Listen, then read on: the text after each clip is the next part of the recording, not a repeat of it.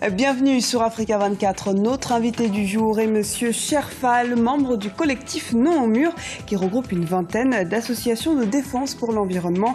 Nous aborderons avec lui la question du littoral du Sénégal, notamment la problématique de la construction de l'ambassade de Turquie. Un mur de 4000 mètres carrés avec vue sur l'océan devait y être construit. Merci d'avoir accepté notre invitation, Monsieur Fall. Merci beaucoup. Bonjour à tous les téléspectateurs et merci beaucoup, Diara.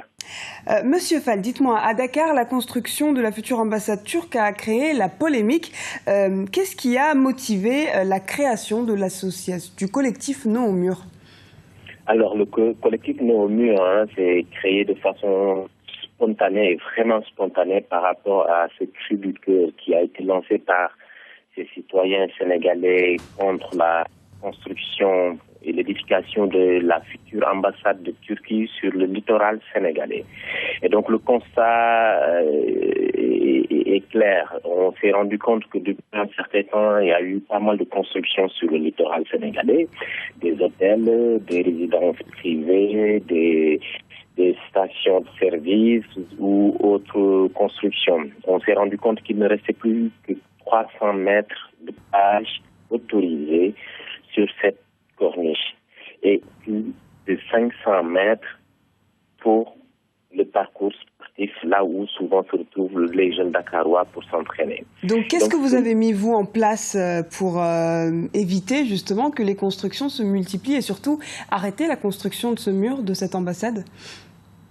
Alors, ce mur est venu juste constituer en fait en quelque sorte un goutte d'eau qui a fait déverser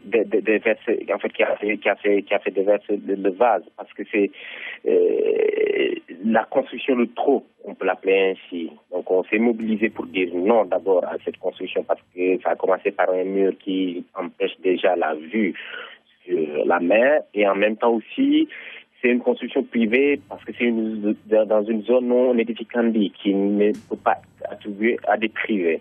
Et on s'est mobilisé de façon spontanée parce que, étant Dakarois, nous passons très souvent sur la corniche.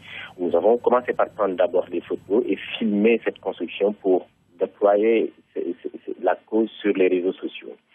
Alerter l'ensemble des Sénégalais, alerter en même temps les autorités et mobiliser derrière tous les autres Dakarois. Et c'est ce qui a donné naissance à ce collectif qui a fini par regrouper une vingtaine d'associations, d'ONG, de la société civile et d'acteurs, tout simplement des citoyens engagés pour dire non à cette construction, mais en même temps aussi, au-delà de cette construction, demander l'arrêt systématique de toute autre construction sur le littoral sénégalais et en même temps aussi la restitution de certains terrains déjà utilisés sur la corniche ouest. Donc c'est en même temps l'arbre qui cache la forêt et ça nous a permis, nous, de faire l'état des lieux de cette corniche et de faire l'inventaire de ces constructions qui obstruent la vue et en même temps aussi occupent de façon anarchique ce littoral. Et Monsieur Fall, dites-moi, il y a eu aussi des manifestations qui ont été dispersées par la police à coups de gaz lacrymogène. Il y a eu un peu d'affrontement entre les manifestants et la police. Pourquoi la violence est entrée en jeu? C'est regrettable et c'est très dommage qu'on en arrive à ce niveau. Au Sénégal, on avait pensé en fait qu'on avait le droit de manifester et de dire non, parce que la Constitution nous autorise. Il suffirait tout simplement d'informer l'autorité compétente qui est le préfet pour nous dire que nous allons sortir, pour dire non parce qu'on n'est pas content par rapport à quelque chose. Nous avons émis plusieurs demandes d'autorisation, de manifestation qui ne sont même pas des autorisations parce que ça devrait être tout simplement des lettres d'information. Et donc l'autorité compétente, le préfet, nous a signifié qu'on n'avait pas ce droit et qu'on ne devait pas sortir parce que c'était censé être une manifestation qui aurait occasionné des troubles à l'ordre public. Pour la première interdiction, on s'y est plié, on a dit ok d'accord, on ne va pas sortir puisque ça coïncidait un peu avec la fête nationale du 4 avril. Étant patriote, on s'est dit on reste chez nous. On a réintroduit une autre demande qui nous a été aussi refusée et souvent c'est la veille de la manifestation. Et donc cette fois-ci on s'est dit oui, on l'a introduit très tôt, pourquoi nous refuser ce droit que nous autorise la Constitution sénégalaise. On s'est dit on ne va pas manifester, mais on va sortir, marcher sur cette corniche qui nous appartient, porter nos t-shirts et dire non à ce projet. Et donc on est sorti en masse, on est parti sur les corniches pour construction. Et voilà, par surprise, on s'est rendu compte que la police nous attendait et sans sommation, et elle nous a dispersés à coups de gaz lacrymogène. Mais vous n'étiez pas autorisé à manifester. Vous n'étiez pas autorisé à manifester. C'est peut-être pour cela que la police a intervenu. Et ils n'ont pas le droit de nous interdire une manifestation parce qu'elle nous est autorisée par notre constitution qui est la charte qui régit notre République. Et c'est un droit comme eux, ils ont le droit aujourd'hui de recevoir une lettre d'information de la part des citoyens qui veulent sortir.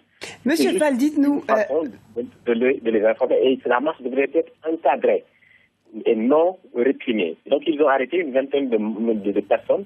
Parmi nous, ceux qui ont sorti pour manifester, y compris un député de la République du Sénégal. Et c'était vraiment regrettable. Monsieur Fall, dites-nous une dernière question. Le président Macky Sall a annoncé qu'il suspendait, que la suspension des travaux du mur avait été effective.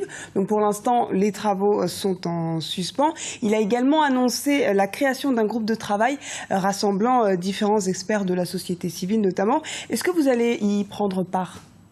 Oui, on y prend part et nous avons déjà commencé à y prendre part parce qu'il y a eu déjà des réunions avec les ministres de la République, le ministre de l'Urbanisme, le ministre des Finances, pour faire l'inventaire, comme je l'ai dit tout à l'heure, des constructions sur le littoral. Le président a pris un engagement et nous l'interpellons encore une fois, et moi personnellement je l'interpelle à travers votre chaîne, à travers votre antenne, pour qu'il respecte son engagement qui est de démolir cette construction, premièrement, et ensuite d'interdire systématiquement toute autre construction sur le littoral sénégalais. Donc il y a un projet de loi qui a été déposé sur sa table et qu'on voudrait aussi que ça soit voté au niveau de l'Assemblée nationale pour interdire l'occupation anarchique du littoral et la construction abusive sur le littoral sénégalais. Dernièrement, l'engagement est pris. Nous saluons l'initiative. Il est sorti lui-même jusqu'au niveau de la construction du mur pour constater visu les constructions.